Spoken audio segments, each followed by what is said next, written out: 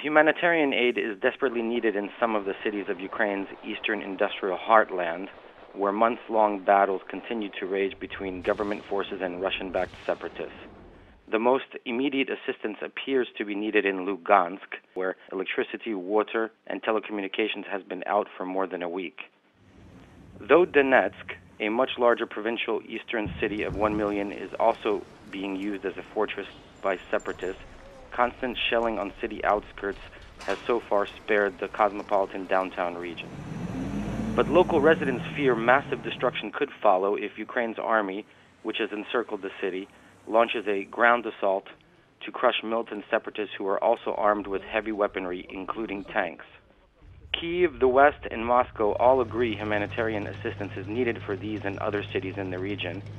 But suspicions have loomed in Kiev and the West that Russia is plotting a Trojan Horse scenario, a military invasion under the guise of humanitarian assistance, with the aim of undermining Kiev's chances of militarily finishing off the separatists. Ukraine officials say all humanitarian aid must be led by the Red Cross and controlled by Kiev.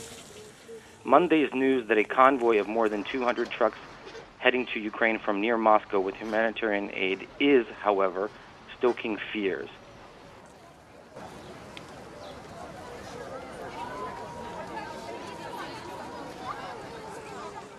Moscow warns that the infrastructure in the war zone is in ruins, leaving the civilian population with insufficient water supply and medical services.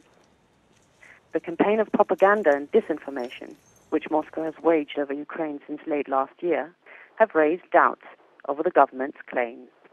But over the past 2 months, a steady stream of families with children could indeed be observed crossing the border.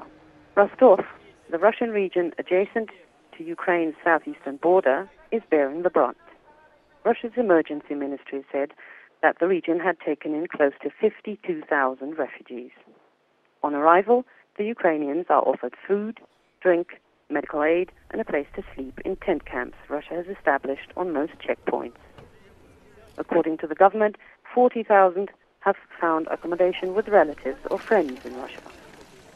An additional 22,000 have been sent on to other Russian regions. How long they will have to stay in Russia depends on whether the war in eastern Ukraine can be stopped.